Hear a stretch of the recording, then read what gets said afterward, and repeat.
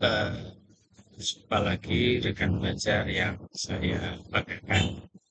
Kali ini kita akan membicarakan satu topik lagi yang tidak lain adalah John Maynard Keynes. John Maynard Keynes ini adalah seorang ekonom dari Inggris ya, yang lebih dikenal sebagai Bapak Ekonomi Makro Modern. Nah, teori Keynesian untuk menyebut apa gagasan-gagasan Keynes maupun para pengikutnya Keynes ini kita sebut Keynesian. Ini berkembang secara apa respons terhadap adanya guncangan ekonomi atau sering kita sebut sebagai eh, depresi besar, the Great Depression. Itu sekitar tahun 1930-an ya, yang menunjukkan kelemahan ekonomi klasik ya, yang sudah kita bicarakan yang lalu-lalu itu dalam menjelaskan krisis ekonomi dan pengangguran massal. Nah, Keynes itu menekankan peran pemerintah dalam mengelola perekonomian melalui eh, kebijakan fiskal dan moneter. Nah, sekarang kita masuk ke ini ya, apa konsep utama dari pemikiran Keynesian ini. Misalnya dalam soal permintaan agregat. Permintaan agregat itu maksudnya adalah apa? Permintaan baik itu oleh apa pemerintah, oleh swasta maupun oleh rumah tangga itu yang kita maksud dengan permintaan agregat. Nah, permintaan agregat itu menurut Keynes itu bisa menjadi ini apa motor atau penggerak di dalam pembangunan. Nah, Keynes itu berpendapat bahwa pertumbuhan ekonomi itu ditentukan oleh permintaan agregat ya, yang terdiri dari konsumsi, investasi, pengeluaran pemerintah dan eh, keluar ekspor ekspor bersih itu ya, ekspor neto ya. Nah, jadi karena ada permintaan agregat, terus kemudian di dalamnya itu ada konsumsi. Konsumsi ini bisa rumah tangga, bisa perusahaan, bahkan bisa juga oleh pemerintah. Lalu kemudian ada yang kedua ini apa investasi ya, kemudian pengeluaran pemerintah. eh, Tentu saja pengeluaran pemerintah juga untuk ini konsumsi ya. Dan ekspor neto. Ekspor neto nanti juga akan mendatangkan apa itu yang apa devisa ya. Nah, jika permintaan agregat ini apa meningkat, maka diharapkan apa produksi dan lapangan kerja itu juga akan semakin meningkat. Nah, itu gagasan Keynes tentang bahwa permintaan agregat itu bisa sebagai penggerak atau motor pembangunan. Nah, bagaimana dengan peran pemerintah dalam ekonomi menurut John Maynard Keynes? Eh, ini apa berbeda ya dengan ekonomi klasik yang menekankan bahwa mekanisme pasar bebas eh, apa yang diusung secara apa itu atau diglorifikasi penganut madzhab klasik itu apa pasar bebas. Tetapi Keynes berbeda.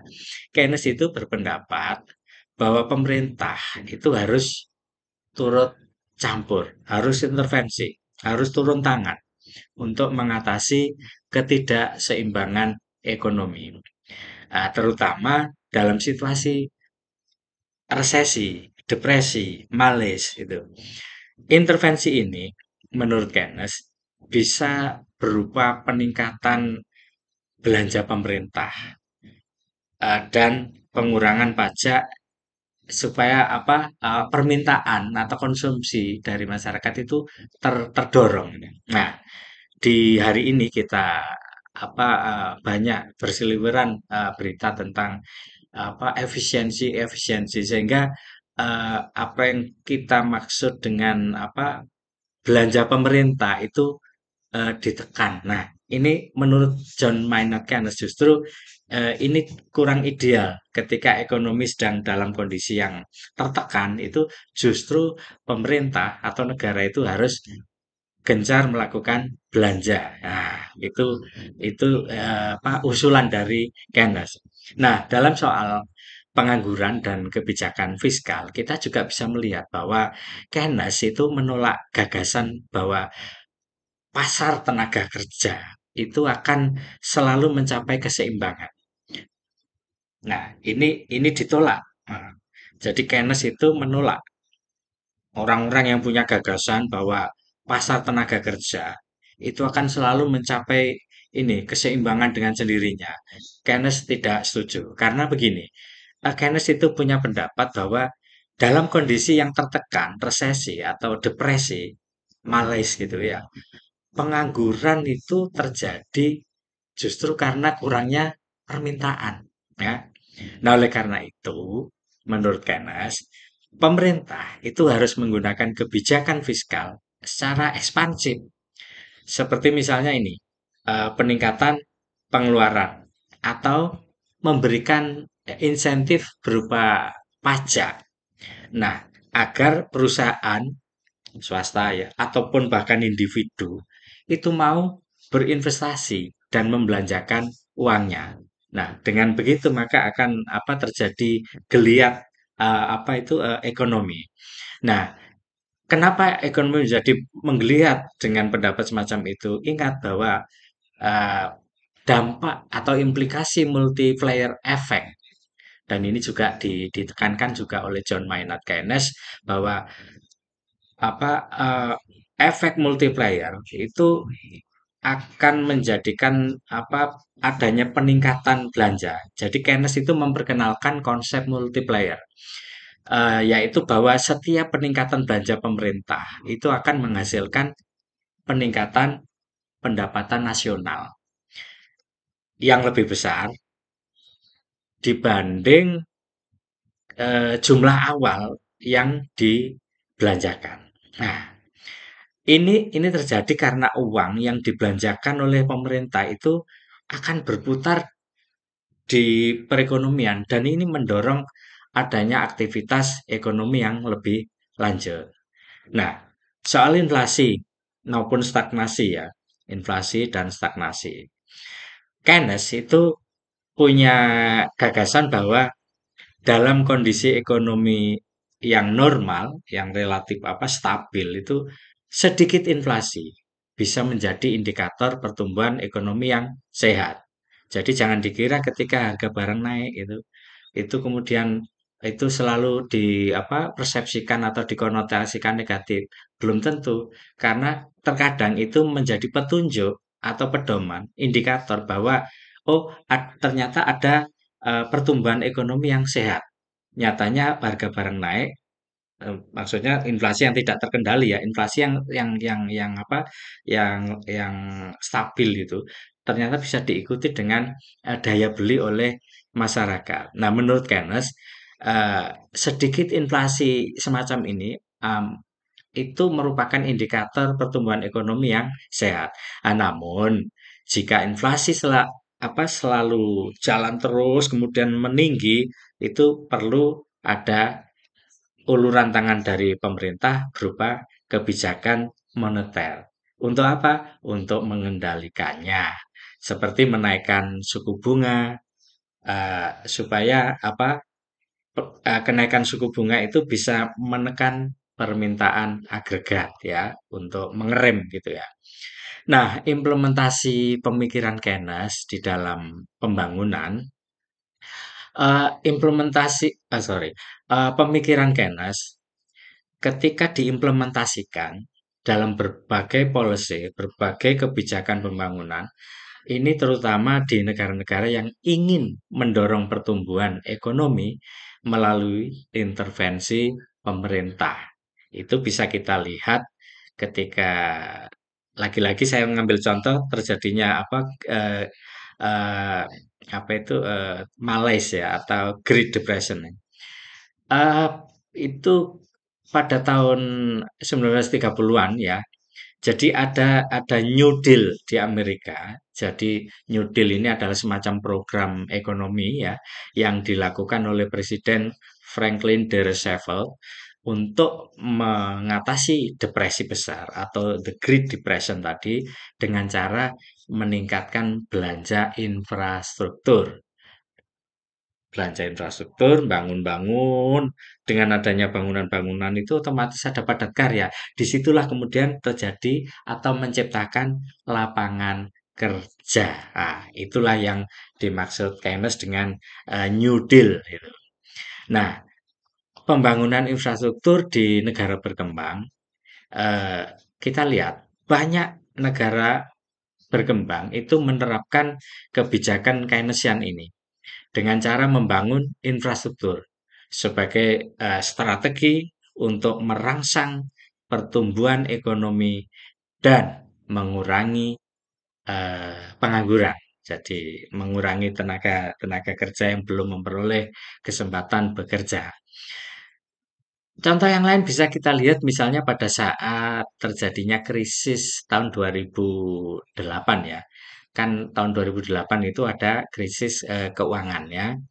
Banyak negara itu menggunakan kebijakan dengan cara memberikan apa? Stimulus ya. Jadi ada kebijakan stimulus fiskal untuk memulihkan ekonomi. Seperti misalnya membail out ya perbankan itu.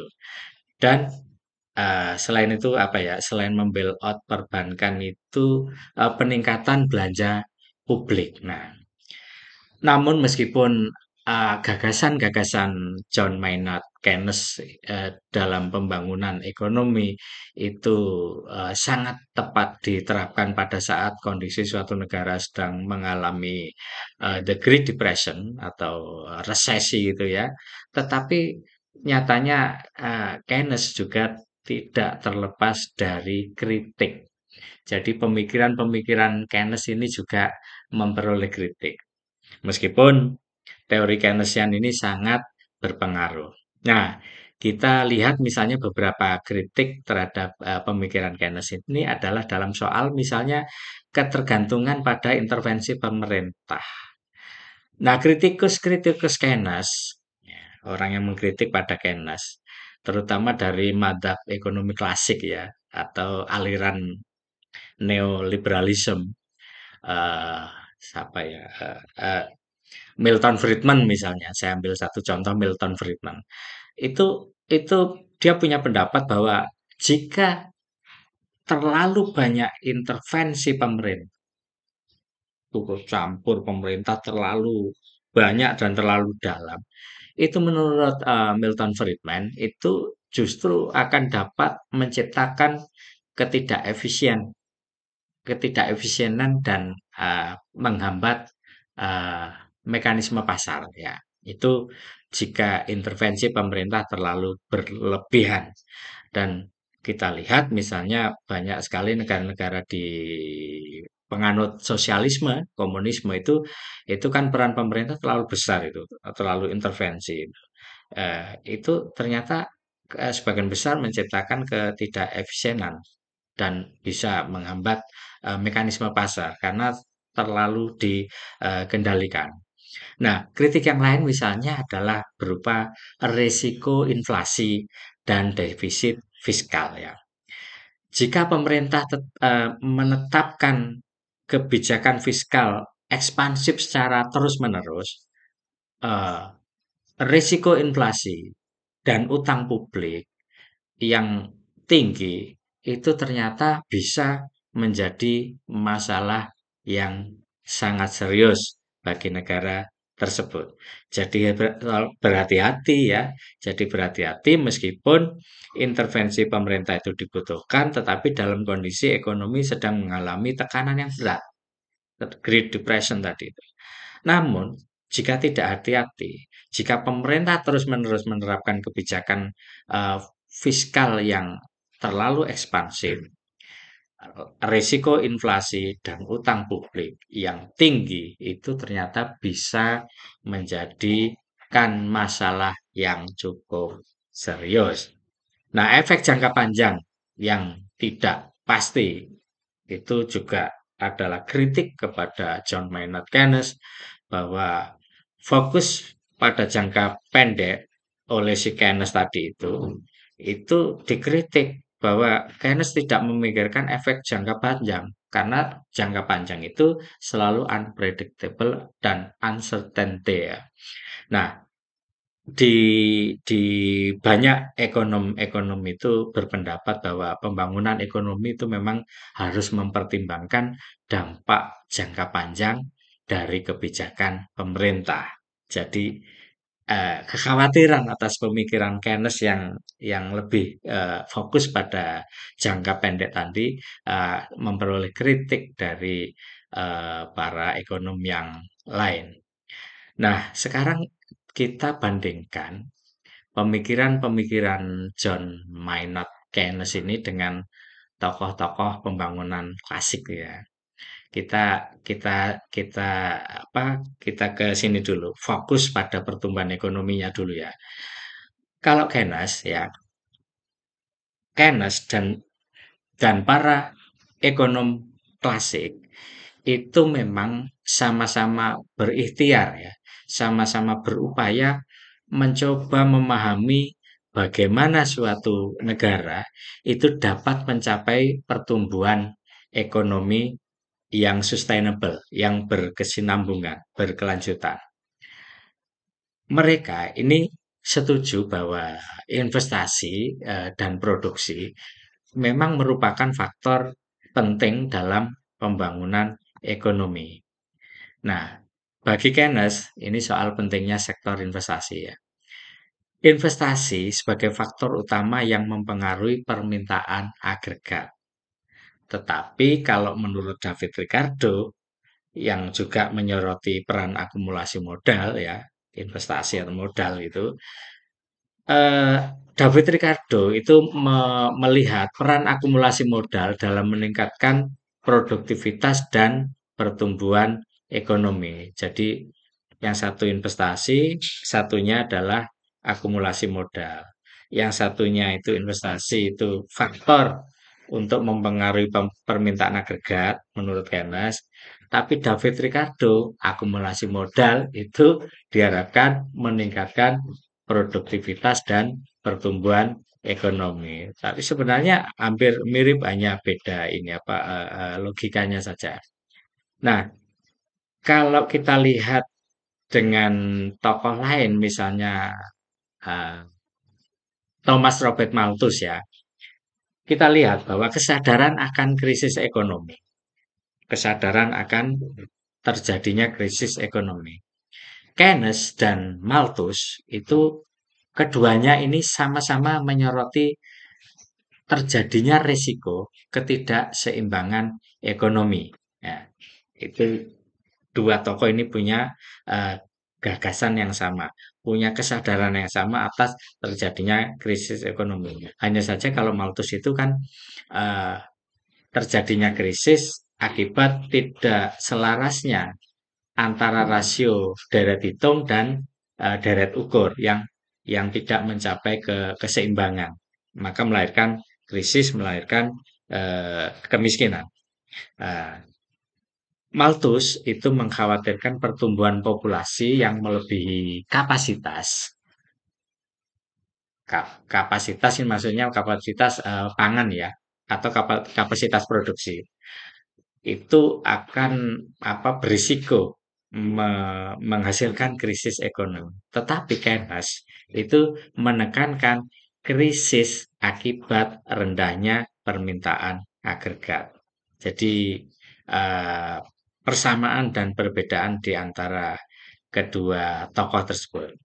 Meskipun ekonom klasik itu umumnya mendukung pasar bebas, Thomas Malthus itu percaya bahwa intervensi pemerintah diperlukan untuk mengatasi kemiskinan dan kelangkaan pangan. Nah, ini kan sejalan nih dengan gagasan Keynes yang sangat pro intervensi pemerintah. Ini sejalan dengan gagasan-gagasan Keynes bahwa peran aktif pemerintah dalam ekonomi itu sangat diperlukan. Tapi dalam kondisi bagaimana dulu? Nah, itu yang barangkali nanti membedakan ya. Karena Keynes itu formulanya itu hanya hanya manjur dalam kondisi ekonomi sedang stuck gitu. Nah, sekarang kita bandingkan misalnya pemikiran John Maynard Keynes dengan Adam Smith ya. Dalam soal peran pemerintah, ya ini sangat bertolak belakang ini ya. Dalam soal peran pemerintah, kalau kalau Keynes yang tadi kan sudah berkali-kali kita kita lihat bahwa pemerintah itu harus aktif ya, intervensi dalam mengelola ekonomi untuk mengatasi resesi ya. Tetapi Adam Smith itu punya pikiran lain. Adam Smith justru menyatakan bahwa sebaiknya pemerintah itu tidak campur tangan. Kenapa? Ya karena berlaku prinsip biarlah saya lewat, biarlah saya berlalu. Laissez-faire. Survival of the fittest. Siapa yang kuat maka dia yang bertahan. Nah, jika setiap individu punya moto, punya jargon, slogan, formula semacam itu, maka dalam skala yang luas, maka suatu bangsa itu akan mengalami kemajuan atau kemakmuran. Nah, kalau Smith seperti itu, nah sekarang David Ricardo. David Ricardo itu melihat bahwa pemerintah tidak perlu intervensi karena pasar itu akan menyesuaikan dirinya sendiri. Ini senafas dengan Adam Smith. David Ricardo, Adam Smith bertolak belakang dengan Keynes dalam soal peran pemerintah. Nah, Malthus tadi sudah kita spill bahwa memang eh, beberapa apa ya intervensi pemerintah itu tetap tetap dimungkinkan ya, dibutuhkan, tetap dimungkinkan untuk diperlukan dalam mengatasi kemiskinan. Karena negara adalah apa agen yang punya otoritas atau kuasa di dalam menyelesaikan itu, yakni kemiskinan dan kelangkaan pangan. Nah, di dalam soal fokus ekonomi, Keynes itu terlalu fokus pada jangka pendek, pada stabilitas ekonomi, pada masa krisis melalui kebijakan fiskal. Tetapi kalau Adam Smith itu dia lebih berpikir jangka panjang. Fokus ekonominya itu lebih jangka panjang.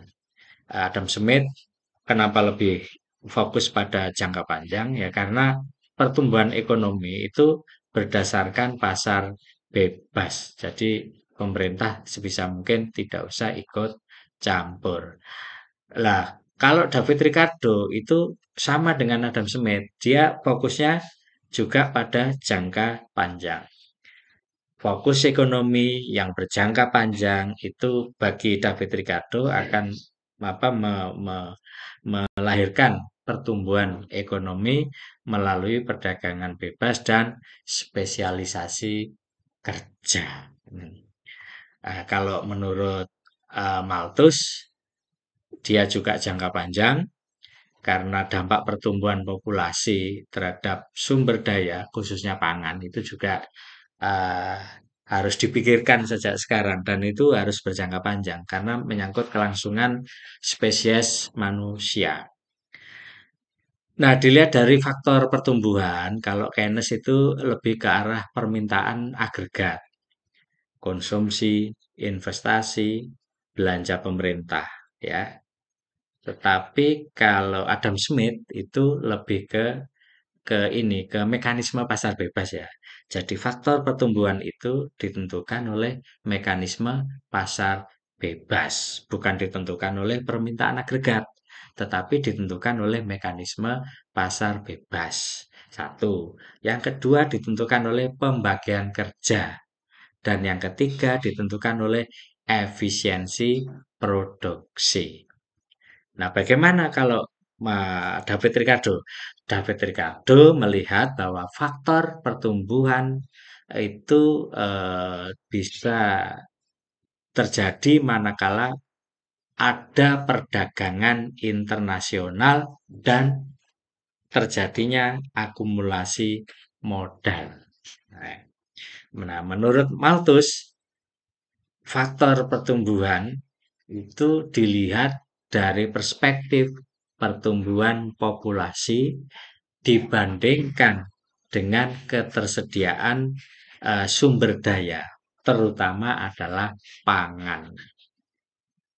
Nah, dalam soal penyebab terjadinya ini pengangguran, Keynes atau John Maynard Keynes itu melihat penyebab pengangguran itu terjadi karena kurangnya permintaan agregat.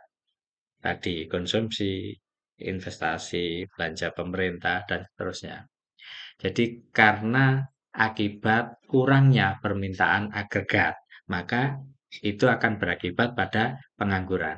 Tetapi bagi Adam Smith, penyebab pengangguran itu hanya sementara dan akan tetap terserap kembali nantinya ke dalam pasar bebas. Selama ada pasar bebas berlangsung, maka selama itu pula lapangan pekerjaan selalu tersedia dan ini akan menyerap pengangguran. Karena bagi Adam Smith, pengangguran itu sifatnya hanyalah sementara. Nah, kalau bagi David Ricardo, penyebab pengangguran itu jika upah yang ditetapkan terlalu tinggi menyebabkan pengangguran. Nah, barangkali ini apa ya? Orang akan bersaing, berkompetisi ketika upah itu dipancang terlalu tinggi, orang akan berebut masuk ke ke sektor-sektor yang menyediakan upah tinggi, sehingga itu menjadikan yang lain akan akan apa teralienasi kemudian tidak memperoleh pekerjaan. Tetapi di zaman klasik waktu itu jika tenaga kerja itu diupah terlalu tinggi, maka masyarakat akan berpikir untuk melahirkan anak. Karena dengan melahirkan banyak anak, generasi, maka diharapkan nantinya generasi berikutnya ini nanti akan masuk ke pekerjaan dan akan meningkatkan pendapatan ekonomi. Tetapi karena terlalu banyak pekerja atau terlalu banyak generasi yang lahir waktu itu, maka hukum supply and demand berlaku sehingga upah menjadi turun. Jadi secara alamiah ini sudah diatur oleh pasar itu sendiri ya, hukum melalui hukum supply and demand. Nah, bagaimana penyebab pengangguran jika menurut Thomas Robert Malthus? Malthus menyatakan bahwa penyebab pengangguran itu jika populasi itu terlalu berlebihan dibandingkan sumber daya yang tersedia. Nah, sekarang tokoh-tokoh ini juga kita harapkan punya cara memberikan solusi di dalam menghadapi krisis ekonomi. Kita lihat perbedaannya, bagaimana cara mereka memberikan solusi di dalam mengatasi krisis ekonomi. Bagi John Maynard Keynes, solusi krisis ekonomi itu akan bisa diselesaikan jika ada kebijakan memberikan stimulus fiskal. Nah, ada kebijakan meningkatkan belanja pemerintah dan ada kebijakan untuk menurunkan pajak. Maka ini oleh John Maynard Keynes eh, dianggap sebagai formula untuk bisa memecahkan atau solusi bagi terjadinya krisis ekonomi. Meskipun ini adalah berjangka pendek. Bagaimana kalau menurut Adam Smith? Adam Smith di dalam memberikan solusi bagi krisis ekonomi itu dia punya formula. Menurut Adam Smith, ya biarkan saja pasar menyesuaikan diri sendiri. Karena di sana ada mekanisme pasar bebas. Dengan mekanisme pasar bebas, maka pasar itu akan mampu mencari jalannya sendiri, mampu menyelesaikan eh, krisis ya, mampu menyelesaikan krisis oleh dirinya sendiri melalui mekanisme pasar bebas. Nah, kalau menurut David Ricardo, solusi krisis ekonomi itu bisa ditanggulangi dengan cara mengurangi hambatan perdagangan agar modal dan tenaga kerja itu lebih efisien. Nah, kalau menurut Thomas Robert Malthus, solusi krisis ekonomi formulanya adalah dengan cara mengendalikan pertumbuhan populasi. biar tidak ada yang banyak makan ya barangkali.